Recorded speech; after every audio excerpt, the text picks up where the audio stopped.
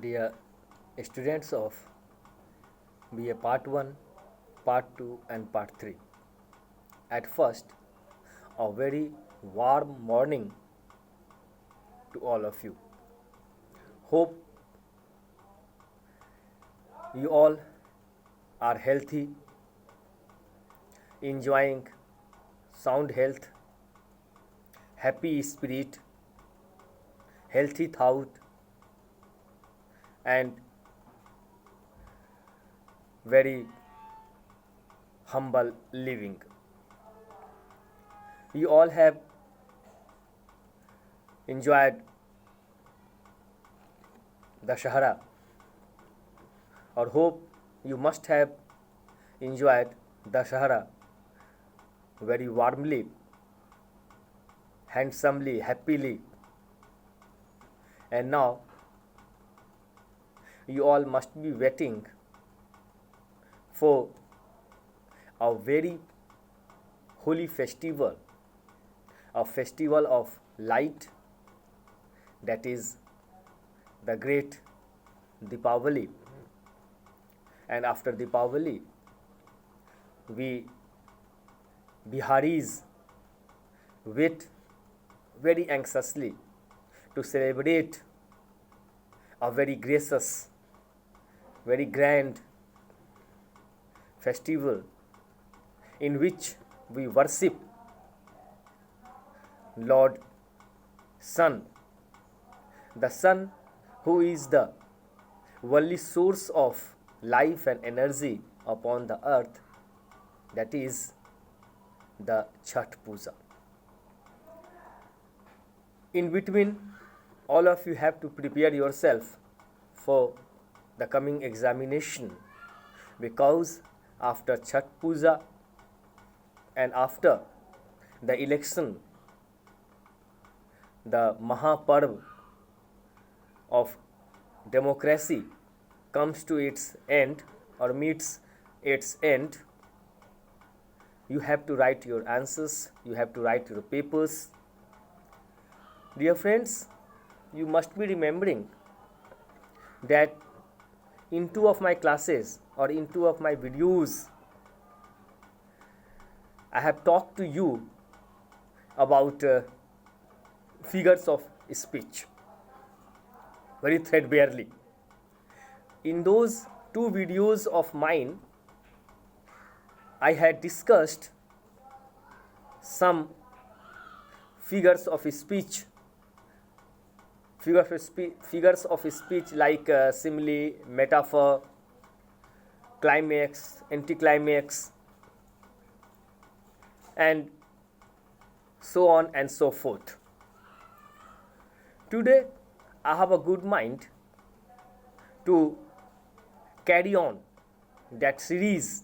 This means today I have appeared before you, or I have come with this video for you just with some figures of speech.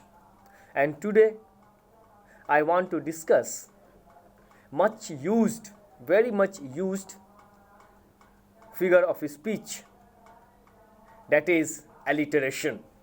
Alliteration. Alliteration, as I have told you, is one of the much used figures of speech. It, after simile and metaphor, it is this figure of speech which is used much or very much by the writers, especially by the poets. This figure of speech, as I have told you, alliteration, is known as Anupras Alankar in Hindi. It is the definition of this figure of speech is like this. This figure consists in the repetition of the same consonantal sound. This figure consists in the repetition of the same consonantal sound more rarely the vowel sound of two or more words, especially in a line of verse. Once again, I should read out the definition for you. This figure consists in the repetition of the same consonantal sound. Repetition, it means to come again and again. And in this figure of speech, consonantal sounds are used again and again. Consonantal sounds are repeated. In some rare cases, we get or we find the repetition of vowel sound, but that case is very rare. It occurs rarely. Therefore, alliteration is the repetition of the consonantal sound of two or more words, especially in a line of poem, in a line of poetry, in a line of verse. In other words, this figure of speech consists in the repetition of the same sound or syllable at the beginning of two or more words. As for example, full fathom 5 thy father lies. Shakespeare tells this. Full fathom 5 thy father's lies. Now see the use of alliteration here. In full, there is F sound. Fathom, F sound. 5, F sound. Father's, F sound. So here in this line, F sound has been alliterated. It means F sound has been used two or more than 2 times in a line. Likewise, a strong man struggling with the storms of fate. Once again, a strong man struggling with the storms of fate, F-A-T-E. Here in this line, S sound has been alliterated. The field of freedom, faction, fame. Here F sound has been alliterated. Unwept, unhonored, and unsung. Here unwept, unhonored, and unsung. Here in this line, un sound has been alliterated. Now, if I am giving you some more examples, Betty bought some butter, but the butter was bitter. So Betty bought some better butter to make the bitter butter better. Betty bought some butter, but the butter was bitter. So Betty bought some better butter to make the bitter butter better. Betty was a man. He bought butter. See the alliteration of B sound. But the butter was bitter. Betty bought some better butter to make the bitter butter better.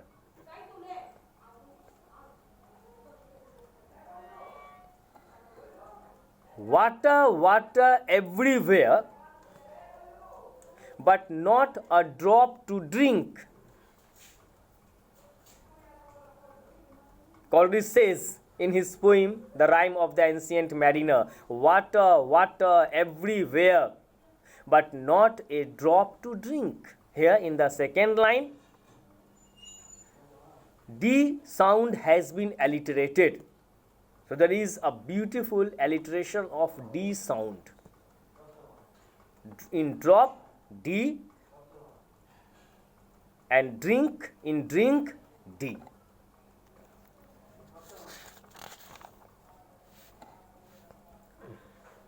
In Hindi, I am trying to make you understand this figure by giving you some example in Hindi also. 26 के छप्पर पर 56 छुछुंदर 56 घंटे में 56 बार चिचवाते हैं. 26 के छप्पर पर 56 छुछुंदर 56 घंटे में 56 बार छुछवाते हैं. या फिर चंदू के चाचा ने चंदू की चाची को चांदनी चौक पर चांदी के चम्मच से 4 बार चटनी चटाई. Here in the previous line, that is 26 के छप्पर पर 56 छुछुंदर 56 घंटे में 56 बार छुछवाते हैं, we have or you have the alliteration of छ sound. छ की आवृत्ति बार बार हो रही है. और हेयर चंदू के चाचा ने चंदू की चाची को चांदनी चौक पर चांदनी रात में चांदी के चम्मच से 4 बार चटनी चटाई. वी हैव द आवृत्ति repetition of cha sound. So you must have understood this figure. This consists in the repetition of the same sound or syllable at the beginning of 2 or more words, especially in a verse. That is, this is alliteration. Now it's the time for repetition. R-E-P-E-T-I-T-I-O-N.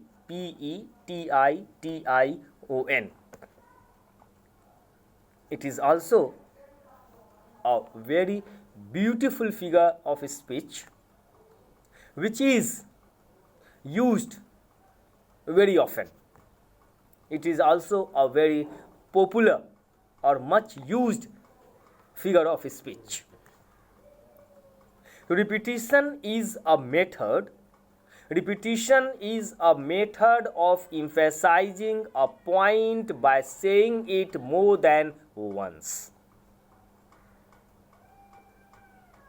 Repetition is a method of emphasizing a point by saying it more than one. So it can be said likewise, repetition is a figure of speech where a point is emphasized by telling it or by saying it more than once. In general word, in alliteration, we repeat a particular sound or letter, but in repetition, the whole word is repeated in a verse line. So repetition consists in the repetition of the same word. It means one particular word is used more than once in a particular line of verse or in a particular line of poetry. Alone, alone, all alone, alone on a wide, wide sea. Coleridge says, alone, alone, all alone, alone on a wide, wide sea. Here in the first line, alone is that particular word which has been repeated more than once. And in the second line, wide is, W-I-D-E, wide is that particular word which is used more than one time. Therefore, we can easily say that in these two lines, the word alone and wide have been repeated. So there is a beautiful repetition of words like alone and wide in these two lines. Water, water everywhere, and all the boats did sink. Water, water everywhere, but not a drop to drink. Oh, very beautiful, beautiful lines occurring in Coleridge's masterpiece, The Rime of the Ancient Mariner. In these lines, we get the beautiful examples of both the figures of speech, that is alliteration and repetition. Water, water everywhere. So here in this particular line, we have the repetition of the word water because water word has been repeated twice or two times. And repetition consists in the repetition of a particular word. So water, water. Water word has been brought or has been used twice or two times. So of course it's a clear-cut example. It's a clear-cut case of repetition.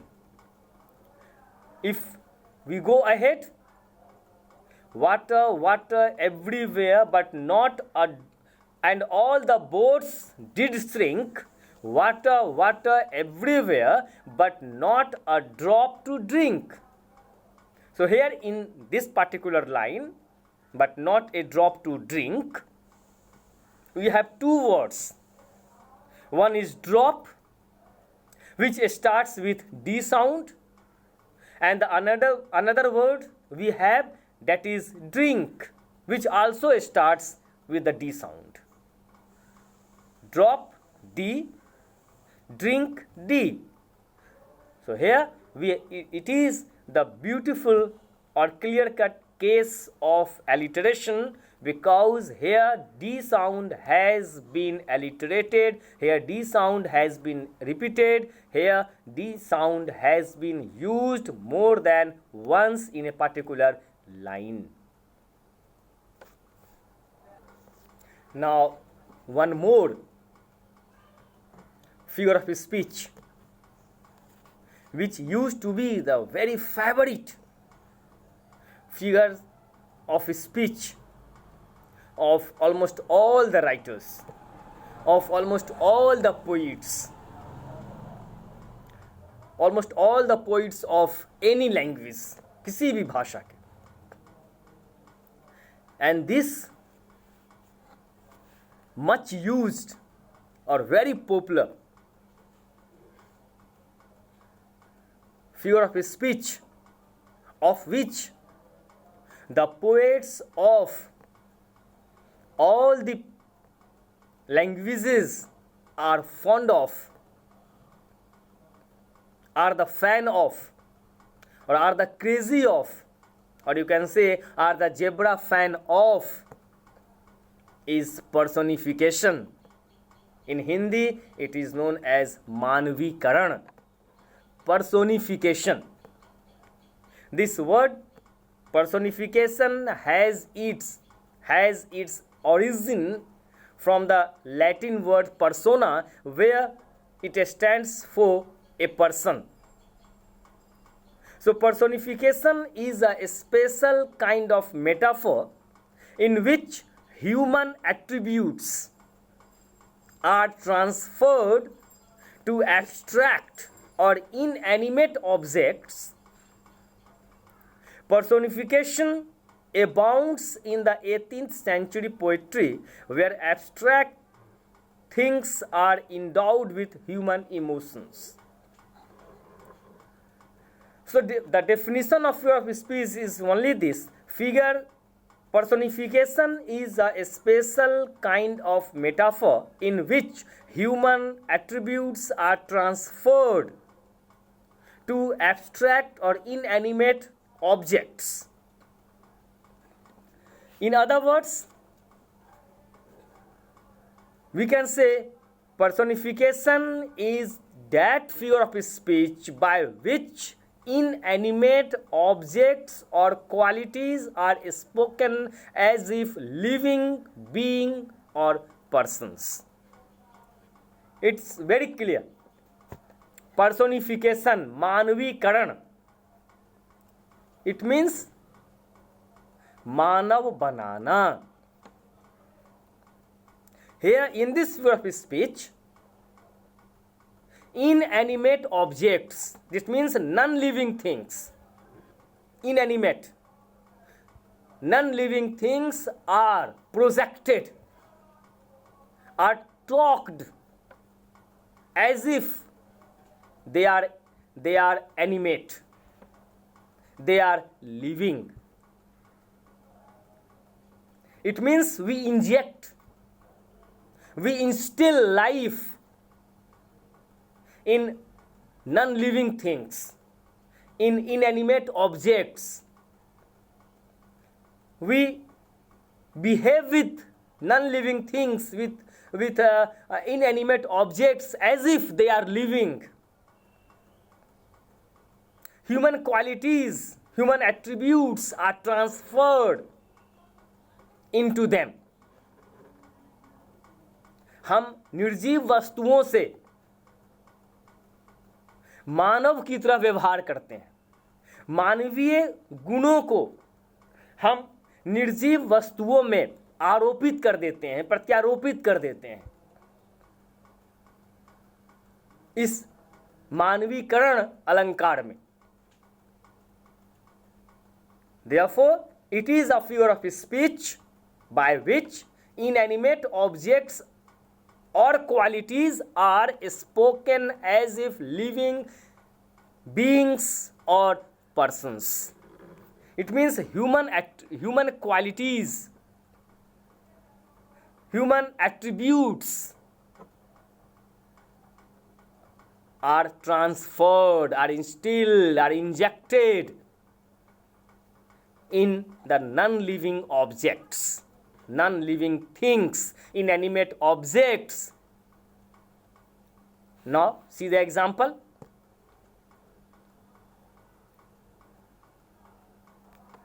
The flowers are dancing. Daffodils were tossing their heads. The sun, S-U-N, the sun smiled. The moon veiled her face. V-E-I-L-E-D. चंद्रमा ने घूंघट डाला. The sun smiled. सूरज मुस्कुराया. The flowers are dancing. फूल नृत्य कर रहे हैं. The mountain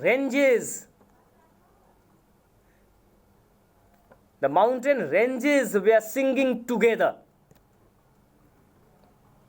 Opportunity knocks at the door but once. Opportunity knocks. अवसर दरवाजे पर एक ही बार दस्तक देता है. दस्तक कौन देता है भाई? हम दस्तक देते हैं, आप दस्तक देते हैं. We knock at the door. But here the writer says opportunity is knocking at the door. Opportunity knocks at the door but once. Here opportunity has been personified. It means human attributes, human qualities has been transferred, has been injected, has been instilled into opportunity. The same has been done in the case of sun, in the case of moon, in the case of mountain ranges. Another example, death lays her icy hand on kings. Death is inanimate thing. But here, in this sentence, death lays her icy hand on kings. Death has been personified.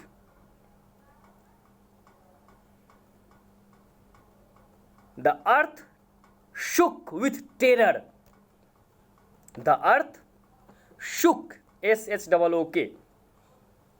V2 of shake, S-H-A-K-E, हिलना.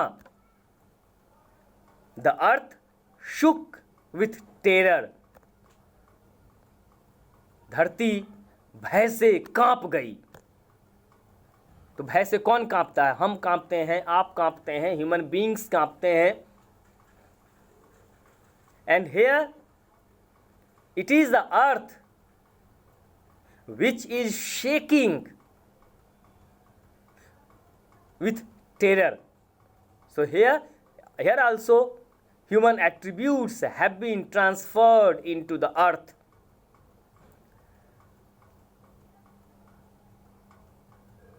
So this is your personification.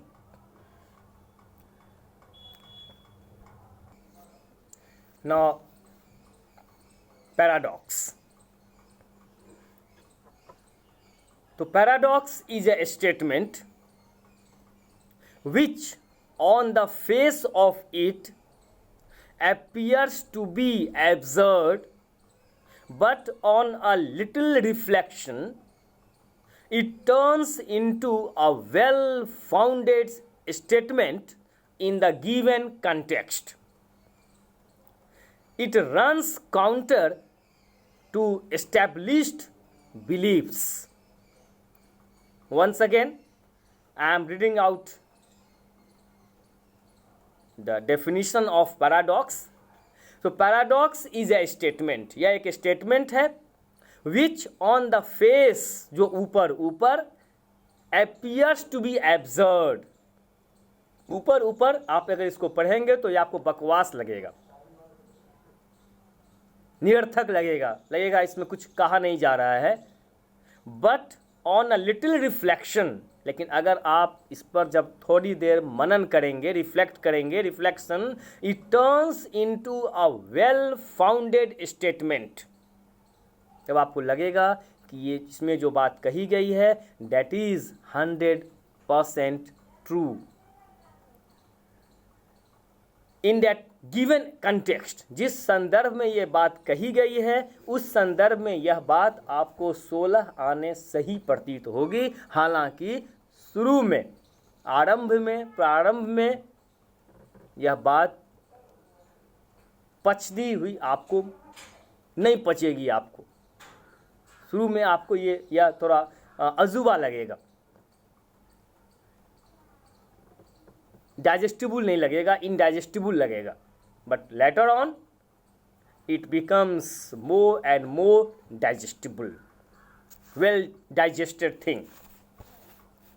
So a paradox is a statement which the outwardly contradictory, ऊपर contradictory दिखता है, is perhaps well founded, लेकिन होता है वो well founded, एकदम सही, well founded. There is no contradiction. However, contradiction appears on the surface. Outwardly, it seems contradictory.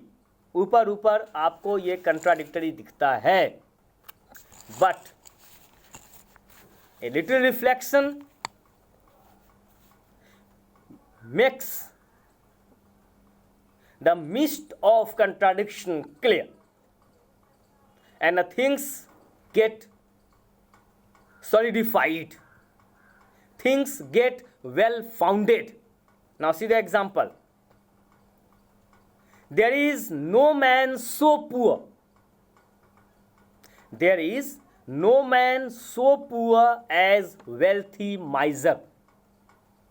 There is no man, there is no one so poor as wealthy miser. दुनिया में rich मतलब अमीर कंजूस से बड़ा कोई गरीब नहीं होता है.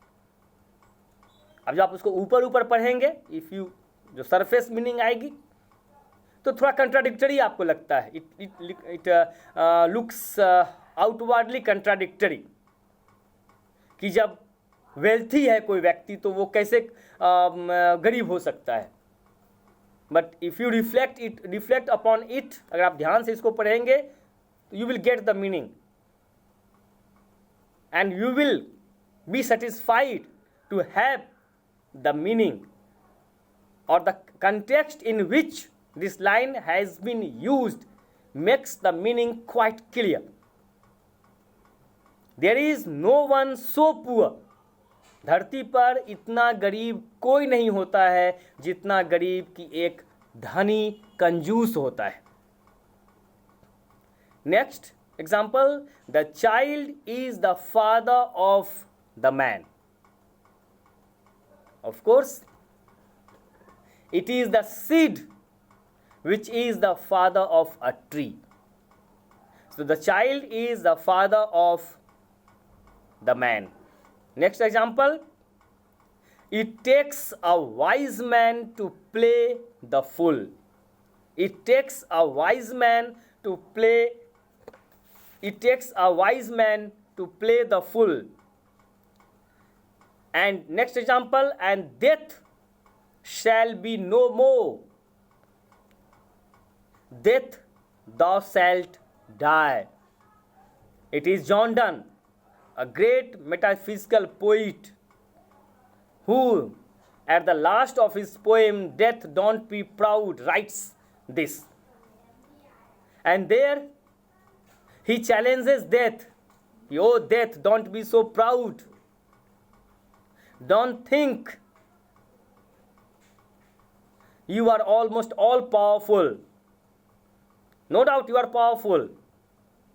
You kill the body, but you fail to kill the soul. The soul is invincible. The soul never dies. So you kill the body and you are killed by the soul. You kill the body, the soul kills you. Therefore, death thou shalt die. And one more example in the context India. India is a land of poverty in the midst of plenty. India is a land of poverty in the midst of plenty. Bharat एक ऐसा गरीब देश है जहां संसाधनों की प्रचुरता है, फिर भी भारत एक गरीब देश है. So dear students, that's all for today. Today we have discussed alliteration, repetition, personification and paradox. We will discuss some more figures of speech in some more videos. Till then, go through the videos which has been loaded for you. Go through the textbooks. Prepare yourself for the coming examination.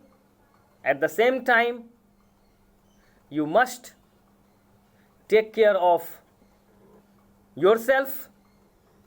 You must take care of the society.